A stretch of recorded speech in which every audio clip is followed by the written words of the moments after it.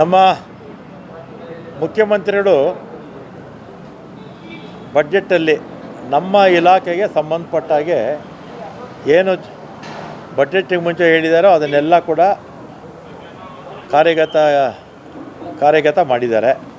ಅದರಲ್ಲೂ ವಿಶೇಷವಾಗಿ ನಮ್ಮ ಎಂಪ್ಲಾಯೀಸು, ನಮ್ಮ KSRTC ನಾಲ್ಕು ಕಾರ್ಪೊರೇಷನ್ನ ಅವರು ಏನು ಬೇಡಿಕೆಗಳಿತ್ತು ಅದರಲ್ಲಿ 14 ತಿಂಗಳ ಜೊತೆ ಸೇರಿಸಿ 12 ತಿಂಗಳು 26 ತಿಂಗಳು ಕೊಡ್ತೀನಿ ಅಂತ ಹೇಳಿದರು. ಅದನ್ನು ಕೂಡ ಬಡ್ಜೆಟಲ್ಲಿ ಪ್ರಾವಿಷನ್ ಮಾಡ್ಕೊಂಡಿದ್ದಾರೆ. ಮತ್ತು ಹೋದ ವರ್ಷ 2,000 ಬಸ್ ಕೊಟ್ಟಿದ್ದರು. ಈ ವರ್ಷ ಕೂಡ 1,000 ಬಸ್ಸು ಈ ವರ್ಷ ಕೂಡ ಕೊಟ್ಟಿದ್ದಾರೆ. ಜೊತೆಗೆ ಎಲೆಕ್ಟ್ರಿಕ್ ಬಸ್ಸಸ್ಸು ಕೂಡ ಇರುತ್ತೆ. ಮತ್ತು ಅದಾದಮೇಲೆ ನಮ್ಮ ಮುಜರಾಯಿ ಇಲಾಖೆಗೆ ಸಂಬಂಧಪಟ್ಟಾಗೆ ಹಿಂದೆ ಮಲೆ ಮಹದೇಶ್ವರ ಬೆಟ್ಟಕ್ಕೆ ಮಾತ್ರ ಪ್ರಾಧಿಕಾರ, ಅದರಲ್ಲೂ ನಮ್ಮ ಮಹದೇವ ಪ್ರಸಾದ್ ಅವರು ಹಿಂದೆ ಮಂತ್ರಿಗಳಾಗಿದ್ದಾಗ ಪ್ರಾಧಿಕಾರ ಮಾಡಿದರು. ಪ್ರಾಧಿಕಾರ ಮಾಡಿದ್ರೆ ಅಭಿವೃದ್ಧಿಗೆ ಹೆಚ್ಚು ಒತ್ತು ಕೊಡ್ಬೋದು ಮತ್ತು ಲಕ್ಷಗಟ್ಟಲೆ ಜನ ಬರ್ತಾರೆ ಅಂಥ ದೇವಸ್ಥಾನಗಳಲ್ಲಿ ಫೆಸಿಲಿಟೀಸ್ ಕೊಡಬೇಕು ಅಂಥೇಳಿ ಮಲೆ ಮಹದೇಶ್ವರ ಬೆಟ್ಟಕ್ಕೆ ಸುಮಾರು 10-12 ವರ್ಷಕ್ಕೆ ಮುಂಚೆ ಪ್ರಾಧಿಕಾರ ಮಾಡಿದ್ಮೇಲೆ ಸಾಕಷ್ಟು ಅಭಿವೃದ್ಧಿ ಆಗಿದೆ. ಅದಾದಮೇಲೆ ನಾನು ಈ ಇಲಾಖೆ ಮಂತ್ರಿ ಆದಮೇಲೆ ಚಾಮುಂಡಿ ಬೆಟ್ಟ ಕೂಡ ಪ್ರಾಧಿಕಾರ ಆಗಿದೆ. ಅದೇ ರೀತಿ ಹುಲಿಗಮ್ಮ ಅದು ಪ್ರಾಧಿಕಾರ ಆಗಿದೆ. ಅದೇ ರೀತಿ ರೇಣುಕಾ ಯಲ್ಲಮ್ಮ ಬೆಳಗಾಂ ಜಿಲ್ಲೆ ಅದು ಕೂಡ ಪ್ರಾಧಿಕಾರ ಆಗಿದೆ. ಘಾಟಿ ಸುಬ್ರಹ್ಮಣ್ಯ ಇದು ಕೂಡ ಪ್ರಾಧಿಕಾರ ಆಗಿದೆ. ಇದನ್ನೆಲ್ಲ ಯಾಕೆ ಮಾಡಿದ್ದೀವಿ ಅಂದರೆ ಹೆಚ್ಚು ಜನ ಹೋಗ್ತಾರೆ, ಲಕ್ಷಗಟ್ಟಲೆ ಜನ ಹೋಗ್ತಾರೆ. ಚಾಮುಂಡಿ ಬೆಟ್ಟಕ್ಕೆ 50 ಲಕ್ಷ ಜನ ಹೋಗಿದ್ರು ಹೋದ್ಸಲಿ. ಆಮೇಲೆ ರೇಣುಕಾ ಯಲ್ಲಮ್ಮಗೆ 1 ಕೋಟಿ, 5 ರಾಜ್ಯದಿಂದ 1 ಕೋಟಿ ಜನಕ್ಕಿಂತಲೂ ಹೆಚ್ಚು ಹೋಗ್ತಾರೆ. ಮತ್ತು ಹುಲಿಗಮ್ಮ 60-70 ಲಕ್ಷ ಜನ ಪ್ರತಿ ವರ್ಷ ಹೋಗ್ತಾರೆ.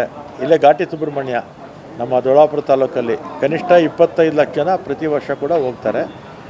ಮತ್ತು ಪ್ರಾಧಿಕಾರಗಳು ಮಾಡೋದ್ರಿಂದ ಅಭಿವೃದ್ಧಿಗೆ ವೇಗ ಸಿಗುತ್ತೆ ಅಂತ ಮಾಡಿರ್ತಕ್ಕಂಥ ಉದ್ದೇಶ.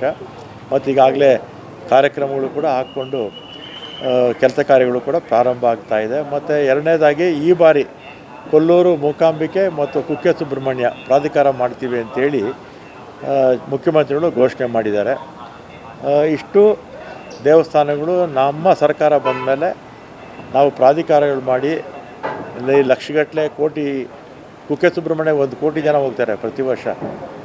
ಸಾಕಷ್ಟು ಸೌಲಭ್ಯಗಳ ಕೊರತೆ ಇತ್ತು. ಅದನ್ನು ನೀಗಿಸೋದಕ್ಕೆ ನಾವು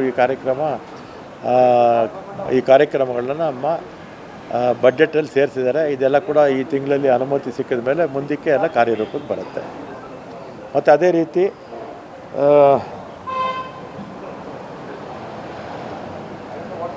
ಮಂತ್ರಾಲಯ ವಾರಣಾಸಿ ಮತ್ತು ಮಂತ್ರಾಲಯ ಶ್ರೀಶೈಲ ತುಳಜಾಪುರ ನಮ್ಮ ಹಿಂದೆ ಮಹಾರಾಜರು ಕಟ್ಸ್ಕೊಟ್ಟಿದ್ರು ವಾರಣಾಸಿನಲ್ಲಿ. ಅದೆಲ್ಲ ಬಿದ್ದೋಗೋ ಸ್ಟೇಜಿಗೆ ಬಂದುಬಿಟ್ಟಿದೆ. ಅಲ್ಲೂ ಕೂಡ ಹೊಸದಾಗಿ ಕಟ್ಸ್ತೀವಿ. ತುಳಜಾಪುರ ಮತ್ತು ಮಂತ್ರಾಲಯ, ಶ್ರೀಶೈಲ ಇಲ್ಲೆಲ್ಲ ಕೂಡ ಲ್ಯಾಂಡ್ ಡಿಸ್ಪ್ಯೂಟಿಂದ ಅಲ್ಲಿ ನಮ್ಮ ಭವನಗಳು ಸರಿಯಾಗಿ ಕಾರ್ಯನಿರ್ವಹಿಸ್ತಿರಲಿಲ್ಲ. ಅದೆಲ್ಲ ಕೂಡ ಈಗ ಹೊಸದಾಗಿ ಕಟ್ಟೋದಕ್ಕೆ ಮುಖ್ಯಮಂತ್ರಿಗಳು ಘೋಷಣೆ ಮಾಡಿದ್ದಾರೆ. ಆಯಿತಾ?